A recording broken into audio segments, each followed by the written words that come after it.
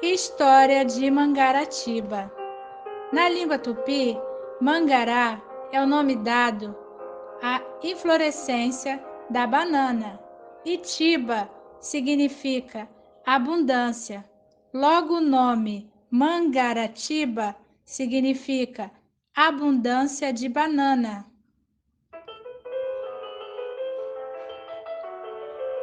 Há muito tempo antes de Cristo, já havia habitantes ocupando as terras que hoje é Mangaratiba.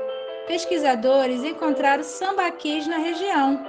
Esses sambaquis são enormes montanhas de conchas ou moluscos, que geralmente são erguidas na beira da praia por povos da pré-história do Brasil. Além das conchas, também encontraram ossos de animais, esqueleto humano e objetos que usavam no dia a dia.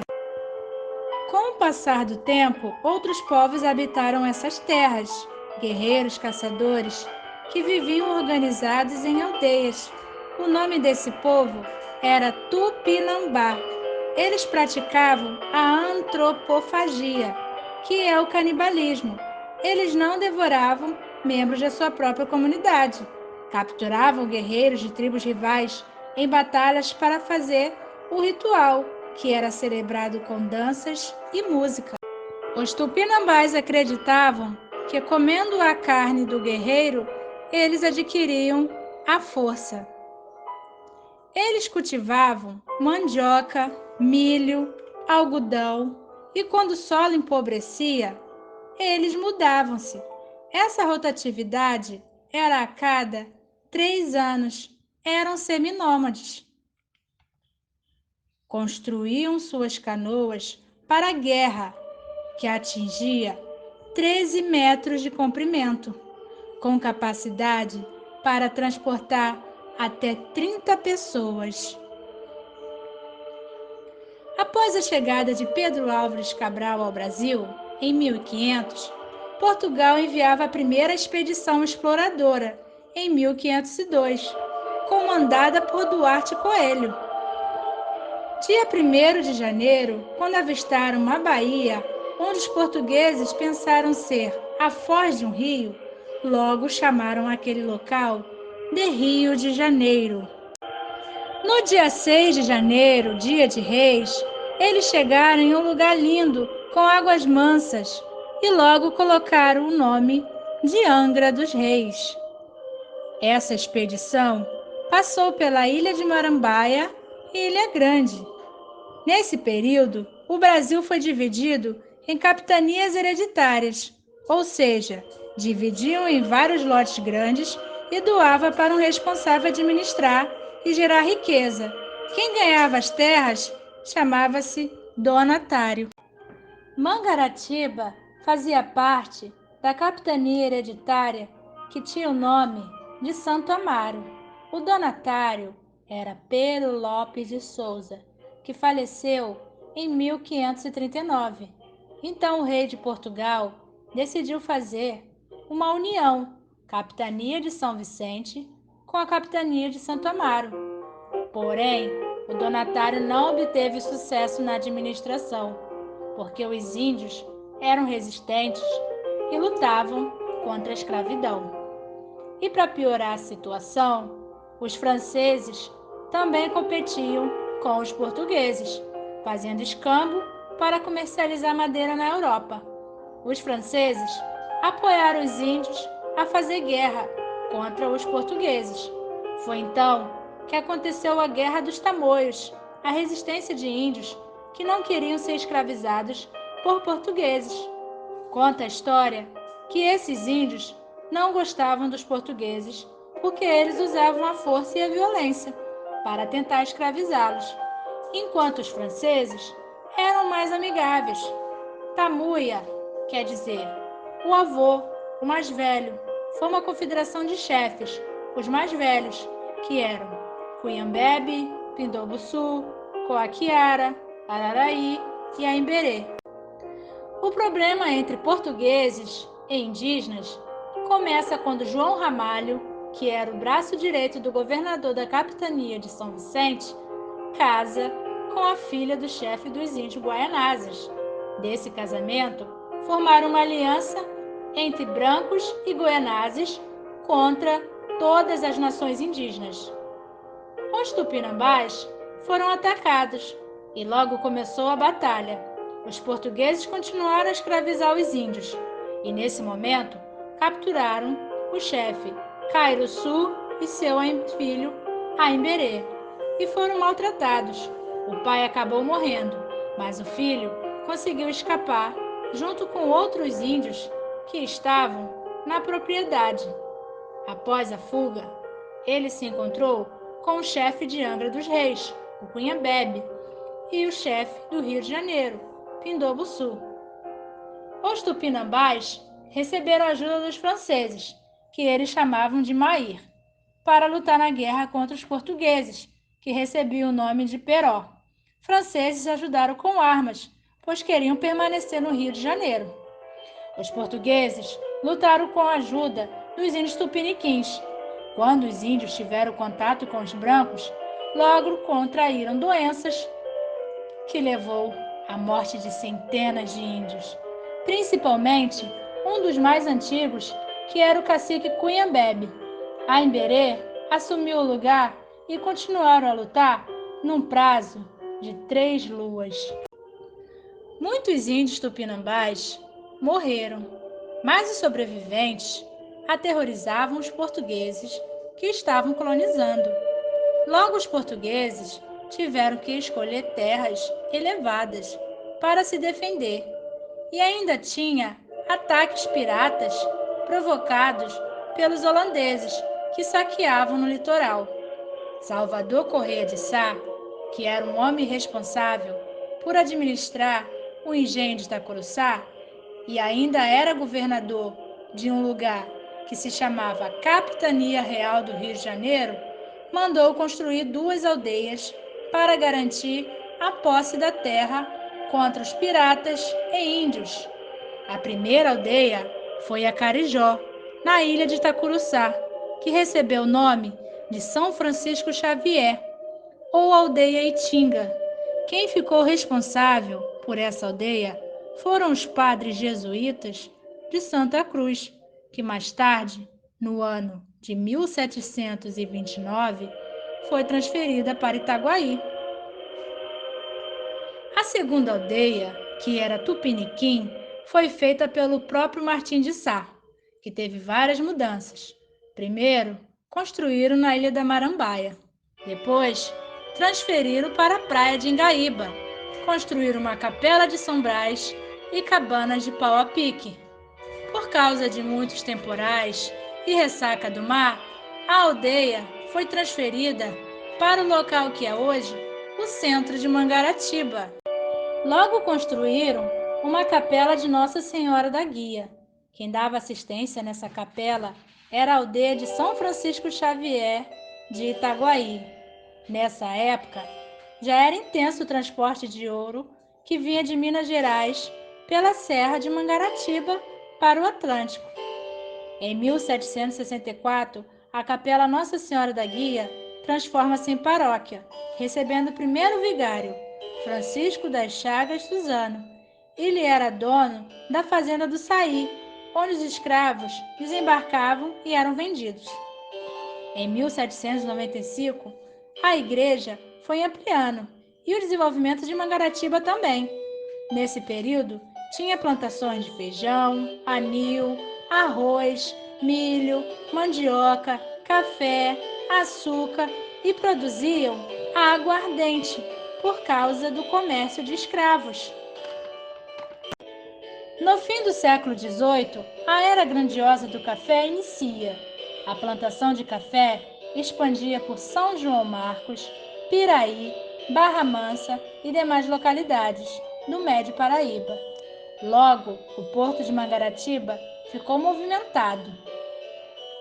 No dia 5 de julho de 1818, Itaguaí tornou-se independente e decidiu anexar a seu território as terras de Mangaratiba, ficando de fora Conceição de Jacareí, que ficou pertencendo à Angra dos Reis, e Serra do Piloto, que que continuou pertencente a São João Marcos. Nesse período, temos como destaque o rei do café, Joaquim de Souza Breves. Nasceu em 1804, morrendo em 1889. Adorava andar por suas terras, fiscalizando tudo o que acontecia, principalmente na Marambaia, que era o ponto estratégico, onde os escravos chegavam e ali ficavam para engordar, e assim partir para as grandes fazendas de café. O comércio de escravos era feito legalmente. Escravos vinham de navios de Moçambique, Quiloa, Benguela e recuperava suas forças perdidas da longa viagem na travessia do Oceano Atlântico. Ali os negros comiam bem, por isso muitos escravos guardavam boas recordações da Marambaia. Breves tinha mais de 6.000 escravos, o maior escravocrata do país. Ele fez algumas construções, por exemplo, armazém de estocagem de café no centro de Mangaratiba. Também construiu no Saco de Mangaratiba, juntamente com cafeicultores da região, outros armazéns. Toda a movimentação do porto ficou nessa região, porque ali havia lojas, casa de bilhar, pensões, cocheiras e um teatro, onde um artista muito famoso, que se chamava João Caetano, se apresentou. Mas o motivo da grande movimentação era por causa dos leilões de escravos que eram frequentes no local. O tráfico de escravos fez com que a região ficasse rica.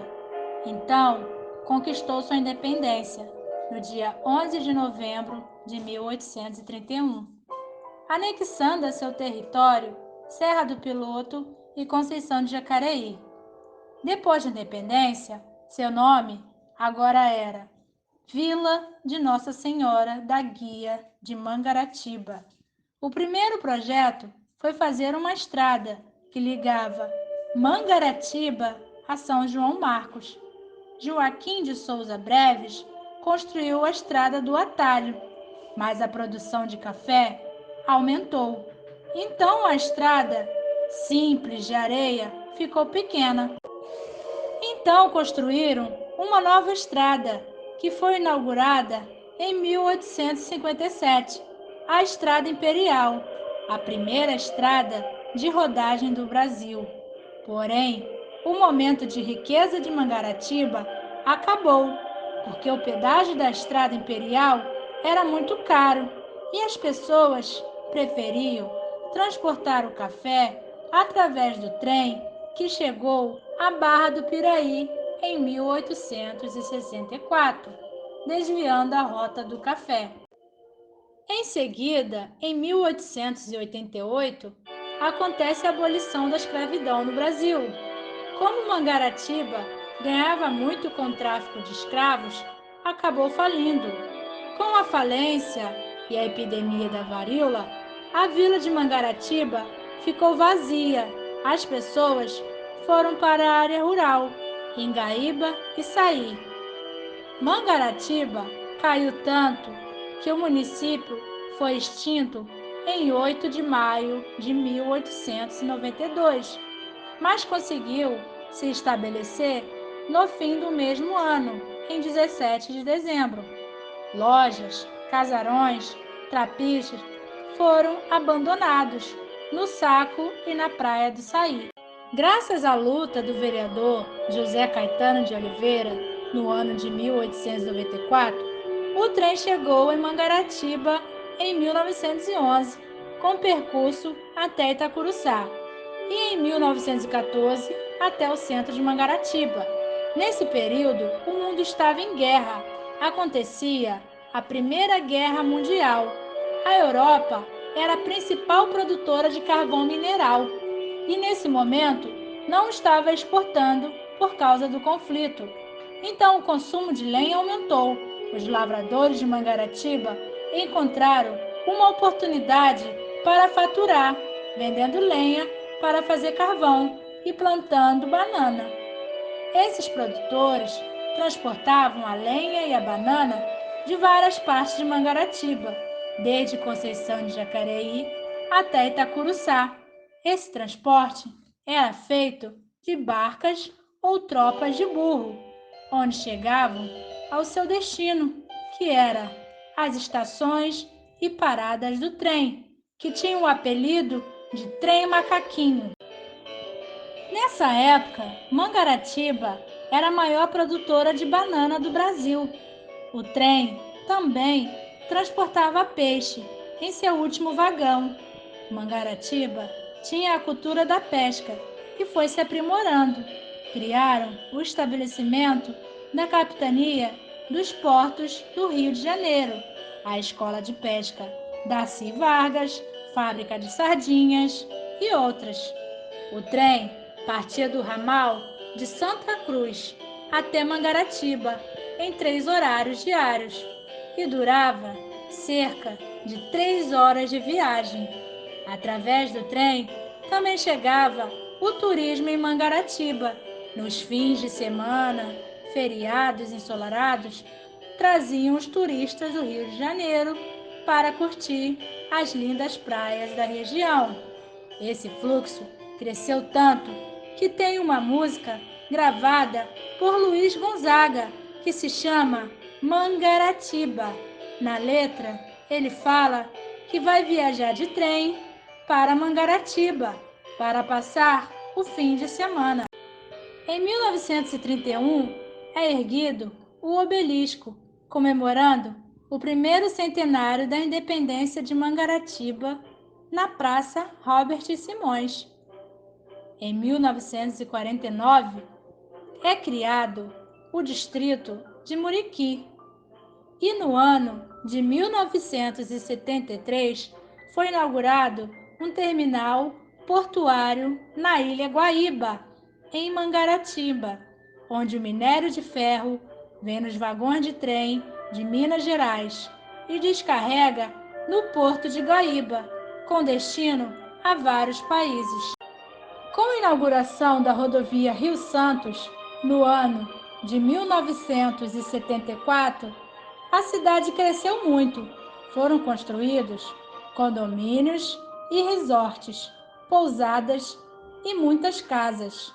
Alguns lugares de Mangaratiba, como Igaíba e Conceição de Jacareí, passaram a ser movimentados, já que eram isolados por não ter acesso a rodovias e ferrovias.